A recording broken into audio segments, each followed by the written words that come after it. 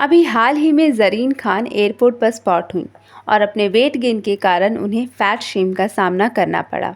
हालांकि इस fat Shem से ज़रीन खान को कोई फ़र्क नहीं पड़ता, क्योंकि उनके लिए ये कोई नई बात नहीं है। उनकी जर्नी ही 100 केजी के वजन से स्टार्ट हुई थी और इससे पहले भी उन्हें भद्दे कमेंट्स का सामना करना पड़ा है। उन्होंने उन कमेंट्स करने वालों को करारा जवाब तब दिया था जब उन्होंने एक ऐसा स्टेप लिया जिसकी हम और आप कल्पना भी नहीं कर सकते थे। ज़रीन खान की ज़िंदगी कभी भी आसान नहीं रही। जब वो पढ़ाई कर रही थीं तभी उनके पिता उन्हें छोड़कर चले गए थे। पढ़ाई में अच्छी होने के बावजूद उन्हें फाइनेंशियल क्राइसिस के कारण अपनी पढ़ाई बीच में छोड़नी पड़ी।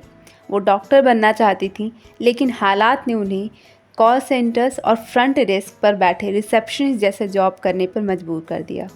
ज़रीन खान का वजन कॉलेज के दिनों में 100 केजी था। कॉलेज में उन्हें कभी इस बात के लिए बुली का सामना नहीं करना पड़ा।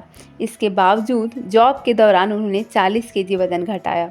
साल 2008 में जब सलमान खान की फिल्म युवराज की शूटिंग चल रही थी, तो ज़रीन खान वहां सेट पर किसी कारणवश विजिट करने आईं। सलमान खान ने उन्हें पहली बार वहीं देखा था और उन्हें वो अपनी फिल्म वीर में राजकुमारी के रोल के लिए परफेक्ट लगी। लेकिन इस रोल के लिए ज़रीन खान को अपना 8 केजी वजन बढ़ाना था, जो कि इतनी मेहनत से उन्होंने कम किया था।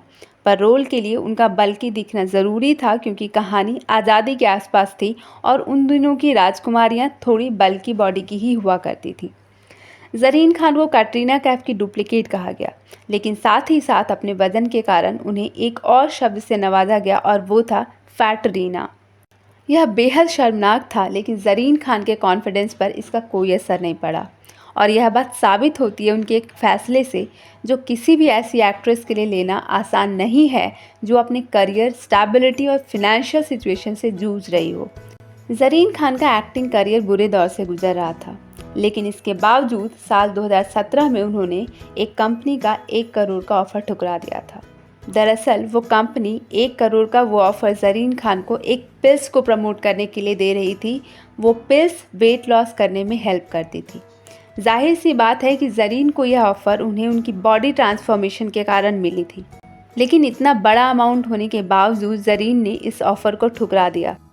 उन्होंने कहा कि मैं ऐसा कोई भी प्रोडक्ट एंडोर्स नहीं करूंगी जिसमें मैं खुद यकीन नहीं करती। मैंने हर रोज़ जिम जाकर बहुत मेहनत कर यह वज़न कम किया है और मेरा मानना है कि वेट लॉस का कोई भी शॉर्टकट नहीं होता। वीर फिल्म के बाद ज़रीन खान को वज़न कम करने में सलमान खान ने भी मदद की थी। उन्होंने ज़रीन को अपना पर्सनल ट्रेनर दिया था।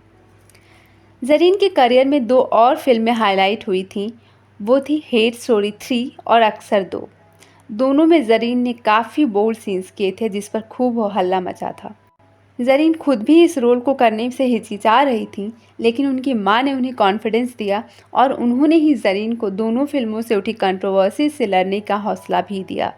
इन 2 चीज़ों के अलावा तीसरी बार ज़रीन खान तब हाईलाइट हुई जब साल 2018 में गोवा में उनकी कार का एक्सीडेंट 31 साल के एक बाइकर के टकराने से हुई। उस एक्सीडेंट में उस बाइकर की ऑन द स्पॉट डेथ हो गई। हालांकि बाद में यह बात सामने आई कि ज़रीन की गाड़ी ज़रीन नहीं बल्कि उनका ड्राइवर चला रहा था। ज़रीन बीच बीच में कुछ म्यूज़िक वीडियोज़ में दिखाई देती रहती हैं, लेकिन साथ में ट्रोलर्स इस बात पर भी उंगलियां उठाते रहे हैं कि ज़रीन को जो भी काम मिलता है सिर्फ सलमान खान की वजह से मिलता है। हालांकि इस पर भी ज़रीन ने जवाब देते हुए कहा था कि मैं कोई बंदर नहीं हूँ जो हमेशा सलमान की पीठ पर सवार रहूँ। उनका साफ इशारा मदारी और बंदर की तरफ था। ज़रीन ने कहा कि सलमान उनके अच्छे दोस्त हैं, लेकिन एक बिजी इंसान भी हैं। मेरा काम मुझे सिर्फ मेरे टैलेंट पर मिलता है। ज़रीन खान की अगर पर्सनल लाइफ की बात करें तो उन्होंने अब तक शादी नहीं की है। वो बिग बॉस 12 के कंटेस्टेंट शिवाशीष मिश्रा को 1.5-2 साल से डेट कर रही हैं। इसके बारे में जब उनसे पूछा गया तो उन्होंने कहा कि वो शादी से ज़्यादा कंपेनियनशिप में बिलीव करती हैं। अब तक के वीडियो से आपको ये बात समझ आ गई होगी कि ज़रीन खान का ओपिनियन खुद को लेकर कितना बोल रहा है और ट्रोलर्स को वो कैसा मुंहतोड़ जवाब देती आई हैं। एक बार तो उन्होंने ट्रोलर्स को जवाब देते हुए कहा था कि तुम लोगों को जो कहना है मेरे मुंह पर कहो, एक डरपोक की तरह यूज़र नेम के पीछे छिपकर नहीं।